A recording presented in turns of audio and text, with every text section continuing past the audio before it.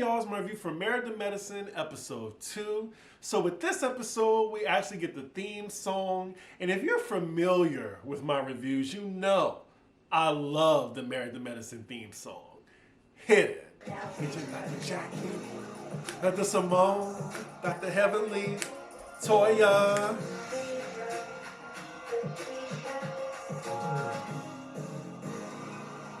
I love that song. And it's such a carbon copy of another song that I just can't think of right now. Oh my goodness. So we open the episode with our usual montage of what all the ladies are doing. We see some of the ladies are at yoga, and Dr. Heavenly, as she's doing a downward dog, her wig falls off. I mean, in that moment, all you can do is laugh. So we're at Phaedra's house, and she's being visited by Miss Quad, and she does indeed still got it. She looks good. Her and Phaedra, they're very happy to see each other. They're good old girlfriends. And Quad reminds us that she met Phaedra through her ex-husband, Greg. It seems like Phaedra is the only one Quad is talking to at the moment, because I think when they were filming, the rest of the cast didn't even know if Quad was coming back or not. We get an update on Quad's life, and she's been traveling and she's dating. She introduces her friends to this fine man, but production asks her, well, what's his name? She's like, gentleman. I honestly think that Quad isn't even looking to settle down. Like, she's having fun in these streets, dipping and zooing it. Oh my God. This is what I'm talking about, Phaedra. Phaedra ain't got no butler, but she calls Benji, and it's this hired extra that comes down dressed in all black, taking Phaedra's order. That poor young man can't even get it out. May I offer you, ladies, a beverage? Back to acting school for you, sir. So then we get to the other ladies, and Quad says she's taking a break because of how they treated her at the reunion. You mean how they were holding you accountable at the reunion? Now, I love Quad. I think she's good for the show sometimes, but I really don't like how she just never accepts accountability on her behalf. Especially when she accused Toya of robbing Anila's house. Like, she did that. Like, run the footage. Pepperidge Farm remembers. Who she should be mad at is her good friend Heavenly, who's always implying that she's sleeping with somebody man. So they get on the topic of Sweet Tea and Dr. G being engaged, and Quad's wondering, well, how did they meet? And Phaedra was so gleeful to tell Quad that she met him in the DM saying, I could give it what you want. And then point out the fact that he's older than her by 23 years. Phaedra shouldn't throw stones in glass houses. I mean, does she remember the women talking about her when she decided to marry and have kids with an ex-con? Anywho, Phaedra says that Toya and Sweet Tea are good friends, and Quad says that doesn't surprise her because Toya has always hated her. Now see, like, what you did to Toya last season, that was foul. Y'all been at it all the time. I'm not sure who started y'all, but they've been going at it with each other. When Toya takes an L, Quad tries to kick her when she's down, and vice versa. So Phaedra informs Quad that Toya brought up her name in regards to a DUI. Quad's taken aback a little bit, but she says it's been cited, and they threw the case out because she didn't agree to do a breathalyzer. I wonder what Quad expects out of these ladies, because I don't think they owe her much. This isn't the first time she's tried to retract herself from the group. It seemed like she felt kind of bothered that the ladies are befriending Sweet Tea, like it's a loyalty thing with her. But has she been loyal to the other ladies? And what did Sweet Tea do to you? Like, production, I'm sure, asked you, did you want to be a part of the season? You're still filming. And speaking of which, next scene we're with Sweet Tea and Dr. G. He's just getting home while she's cooking, having food ready for him. Like, she's just ready to settle down and be a housewife and tend to this man. Just seeing Sweet Tea in her confessional, she's just so wide-eyed and naive. I feel so bad. I feel like she didn't even know what she signed up for. So they're talking about the wedding now, and it seemed like she's getting no help from Greg at all. It's just, long as he foots the bill, he ain't got to worry about it. That is her problem. Ladies in the chat who've been married, did you want your man to be involved in the planning of y'all's wedding? Like, I would think he would want to at least pick something, give you the guest list, but for you to do everything? Sweet Tea looks very frustrated that Greg has no interest in helping her out with these wedding plans, even though she told him that she's overwhelmed. So next scene we're with Dr. Jackie at her office, being a bad OBGYN boss bitch like usual. We see her last patients of the day are the Brat and her wife Judy. Brat is 48 and pregnant. It looked like she's pregnant with twins, but I think she's just big. Congratulations to her. She had her baby. She had a safe pregnancy, thank God. Dr. Jackie's taking care of the whole Atlanta when it comes to babies. If there's a famous female that's pregnant in Atlanta, I'm pretty sure she sees Dr. Jackie. So next scene we're with Toya. We're getting an update on her business. She actually has one. She has a partnership with a wine brand as well as her own wine club. So the next event for the ladies will be a wine tasting curated by Toya.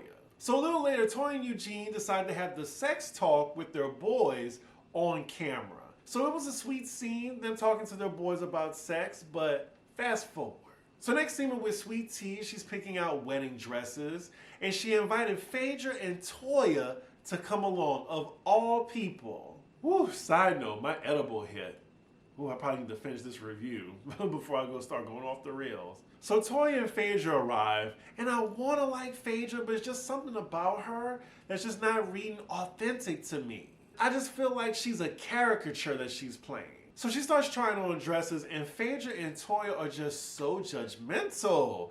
Jesus, they might as well have just brought Heavenly. Also, I'm so tired of Phaedra keep coming for Sweet Tea's small ass. Like, we get it. She don't have like surgery like you do, ma'am. Like, stop trying to make that girl feel bad about her body. And then Toya with the cherry on top saying she needs a girdle to suck in that waist. Oh no. So then Sweet Tea has a friend that came along with her. Phaedra and Toya talking to her, asking how they met. And the friend says, oh, but we met on a group forum of black women who are dating older men. Like, why would she tell them that? Like, has she watched the show?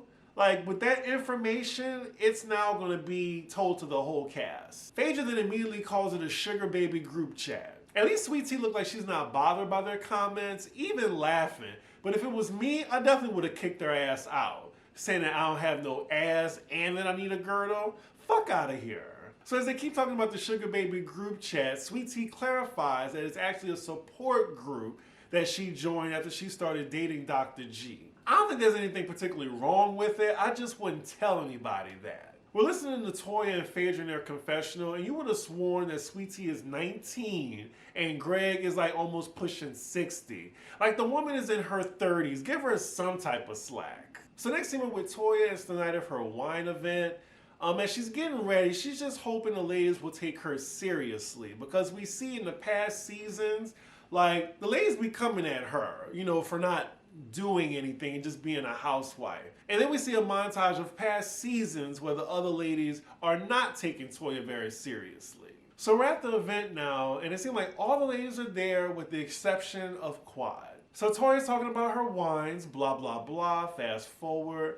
Then Sweet Tea takes this time to tell Toya and Phaedra that they were rude at her dress fitting. They were very mean to her. Toya and Phaedra are taken aback, and they apologize immediately, at least. We then get Heavenly from the side asking Sweet Tea, oh, well, I heard you're in some therapy group about dating older men.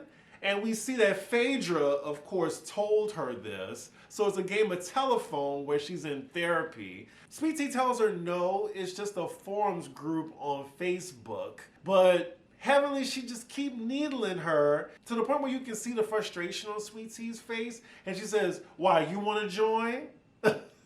Well, Heavenly came right back and said, well, my husband's only 6 months older than me, so I don't think it would work. Unfortunately, Sweet Tea isn't a match for Dr. Demon the dentist. We cut to Sweet Tea confessional, and she's bringing up the other ladies' ages, saying that they're closer to her grandmother's age, so maybe they don't understand where she's coming from.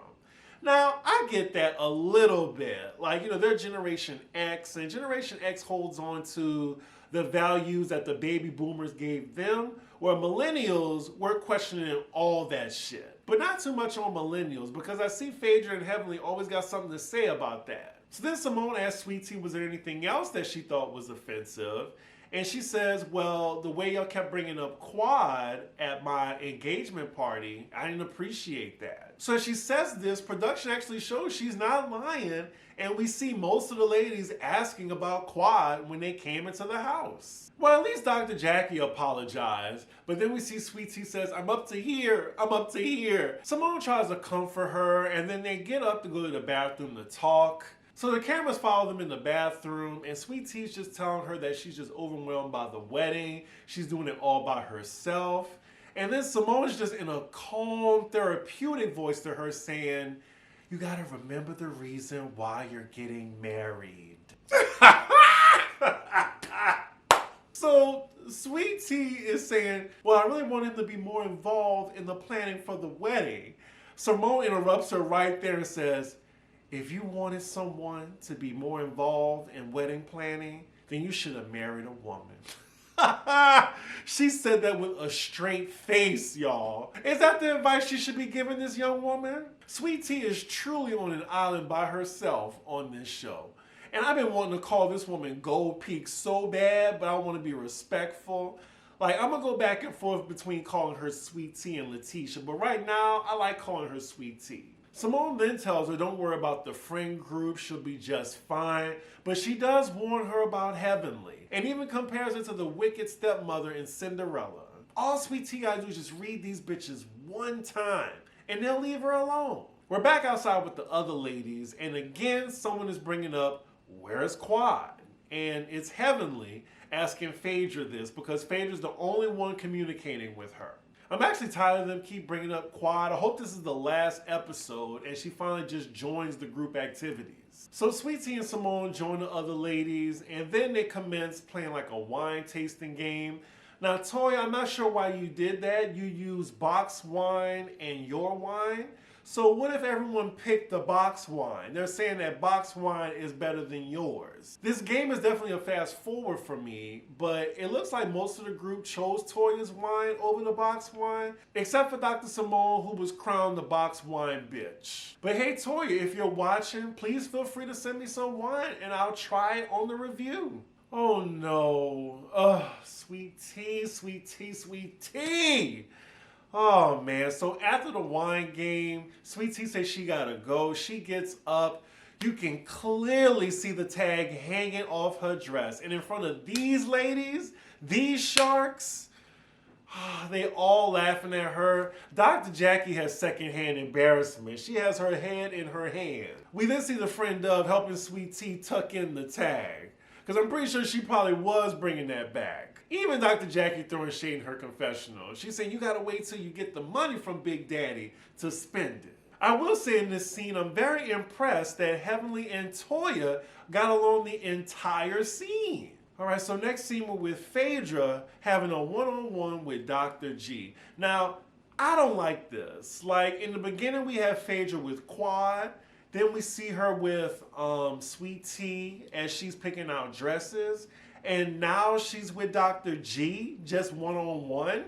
Y'all see how she's facilitating this and stirring the pot between Quad, Sweet Tea, and Dr. G? Phaedra need to get some business of her own. I want to see her sweat in the hot seat. So they're talking, and Phaedra once again makes a comment about Sweet Tea's lack of ass. Leave that girl alone. Like, it's bordering on bullying at this point, in my opinion. So now Phaedra's putting herself in the position of looking out for Dr. G after the comments she heard from Sweet Tea. Really? Phaedra Parks? The one you can't even leave your social security number or credit cards around, Phaedra Parks? I just don't like how Phaedra's meddling, and I'm just wondering, who are you to give this type of advice to Dr. G?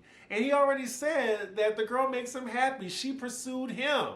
I also want to know why people are treating Sweet Tea like she's a mistress. Like she's the reason that Dr. G and Quad broke up. Like she came way after Quad and slid in Dr. G's DMs. Now, did it come off thirsty? Yeah, but these are two consenting adults. And this woman is almost mid-30s. Like, why are we trying to make it seem like, you know, she's 19 or barely 21? As if it's taboo that a younger woman is interested in an older man. We see it all the time, especially on Bravo. Anywho, hearing Dr. G talk about Sweet Tea, it seemed like he genuinely likes her. and he wants a friend at the end of the day, and it looks like that's what he got. And then Phaedra asks him, do you got a prenup? And it seemed like he don't. But again, Phaedra Parks, a proven liar, who gave her the jurisdiction to meddle into Dr. G's relationship with Sweet Tea? I hope Sweet Tea liked Phaedra up at the reunion. So the episode ends with Phaedra saying she actually likes Sweet Tea after all the things she said about her.